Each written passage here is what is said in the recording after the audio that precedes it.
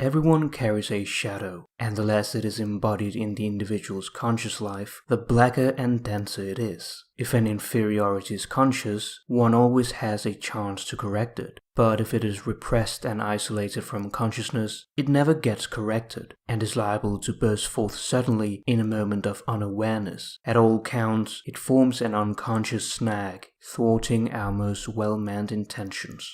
Carl Jung talks about two types of shadows: the personal shadow, the unknown dark side of our personality, and the collective shadow, the unknown dark side of society. Starting with the personal shadow, Jung calls it the thing a person has no wish to be. It represents unknown or little known attributes and qualities of the ego. It is the sum of all those unpleasant qualities we like to hide from ourselves. The shadow contains inferiorities which everybody has but prefers not to know about. They seem weak, socially unacceptable, or even evil. The shadow is most visible when one is in the grip of anxiety or other emotions, under the influence of alcohol, etc. One may suddenly blurt out a hostile remark during a friendly conversation. When we do not want to assimilate what we despise, we project it onto others. It is possible for one to be acquainted with one's shadow and be partly conscious of it, that is, under ego control. Many people, however, refuse to recognize their shadow so completely that the ego is not even aware of shadow behavior and thus has no possibility of commanding it. Under these conditions, the shadow is autonomous and may express itself in inexplicable moods, irritability, and cruelty. Throughout his writing, Jung refers to the importance of developing awareness of the shadow in psychotherapy and its projections in the individual's life. Although the shadow is usually perceived as negative, it can also be positive. In fact, exploring our shadow gives us access to many positive qualities. Jung writes that the shadow displays a number of good qualities, such as normal instincts, appropriate reactions, realistic insights, creative impulses, etc. One of Jung's closest collaborators, Marie-Louise von Franz, writes, "The shadow is not necessarily always an opponent. In fact, he is exactly like any human being with whom one has to get along, sometimes by giving in, sometimes by resisting, sometimes by giving love. Whatever the situation requires, the shadow becomes hostile only when he's ignored or misunderstood." The shadow contains all sorts of qualities, strengths and potentials, which if remain unexplored, give us a state of impoverishment in our personality, creating unconscious snags which inhibit the growth and embodiment of these good qualities that lie dormant in our psyche. For instance, a person might believe that being assertive is being rude or aggressive, losing the qualities of confidence and the ability to speak up for himself in an honest and respectful way, which in turn may lead to less proactivity, make it more difficult to get a raise or job promotion, struggle with money, and so on. So, when a person encounters an assertive person, deep down he feels resentment and guilt, which makes his shadow blacker and denser. These valuable aspects ought to be assimilated into actual experience and not repressed. It is up to the ego to give up its pride.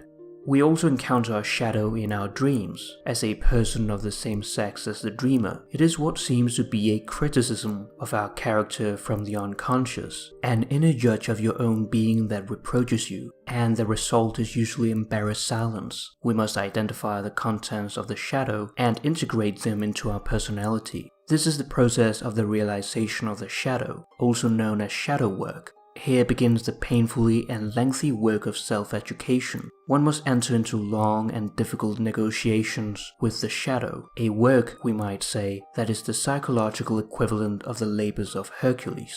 Through shadow work, one can observe one's shadow outwardly by watching one's emotional reactions and being radically honest about one's interactions with others, and inwardly by exploring one's dreams. This allows one to become enlightened and reduces the shadow's destructive potential, not so much as it were by waging war against the darkness, but by bringing the darkness to the light to the darkness. As Jung writes, there is no light without shadow, and no psychic wholeness without imperfection. One must not strive for perfection, but rather wholeness of personality. The lifelong process of individuation creates a balance between one's conscious and unconscious realms, aligning the ego to the self, the totality of one's personality. However scary or dark it is to confront our shadow, finding truth brings relief. Discernment of the truth is the process of authenticity, a painstaking excavation into the depths of our being, to explore possibilities and limitations, distortions and the buried and often forgotten parts of ourselves and abilities. Most people, however, are too indolent to think deeply about even those moral aspects of their behavior of which they are conscious, let alone to consider how the unconscious affects them. The shadow can also consist of factors that stem from a source outside the individual's personal life. Here's when we stumble upon the collective shadow, the dark side or the unknown or little known aspects of a society and culture. It consists of that which opposes our shared and collective values. The collective shadow refers to a huge, multidimensional, often horrifying yet elusive aspect of human life, to an immensity of harm inflicted by human beings upon each other and the natural world, and to the vast after effects of such harm in subsequent generations. We find the collective shadow in the projection of darkness and inferiority, in violence and oppression, in the invisibility of current suffering, in the denial of current responsibility. While collective shadow material may be acted out brutally in wars, massacres, and genocides, it may also hide under the often attractive cloaks of missionary activity, such as mandating the use of particular languages, an Orwellian reality that we are experiencing in the present time. As is the nature of all shadow material, whether individual or collective, its existence and influence may be pervasive without being obvious. The collective shadow manifests outwardly in atrocities, persecution, physical suffering, sickness, poverty, malnutrition, alcoholism, crime, the death of cultures, and so on. It may also manifest more inwardly amid the complexities of each individual psyche as hatred toward oneself, one's heritage, and one's culture, depression and feelings of impotence, the desire for revenge so that others might experience something like one's own pain, etc. The collective shadow is what has historically been labeled evil. In the Christian tradition, it would be the devil, and someone who's possessed by the devil loses his human quality and acquires a demonic nature. Our primary response to evil, for Jung, must be the quest for self-knowledge, for wholeness, which presumes the assimilation of shadow material. The individual must know relentlessly how much good he can do and what crimes he's capable of.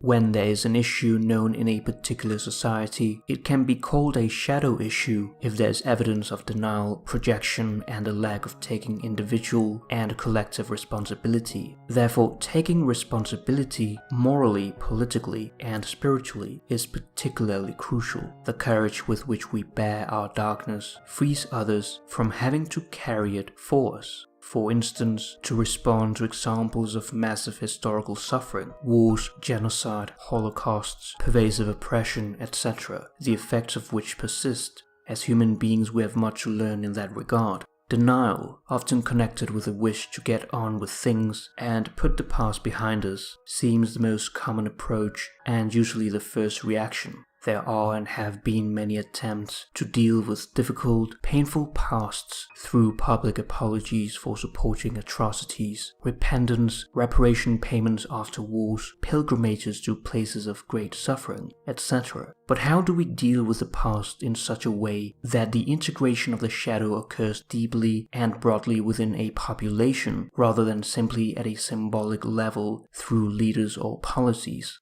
Remembering and speaking what often seems unspeakable is inevitably a painful process for victims and perpetrators, bystanders and witnesses. Any such process can only be regarded as successful or reasonably complete once the pain, outrage, betrayal, suffering, and all other feelings have been voiced and heard, and once responsibility has been taken. Truth-telling is both the most desirable and the most feasible way to grapple with a difficult past.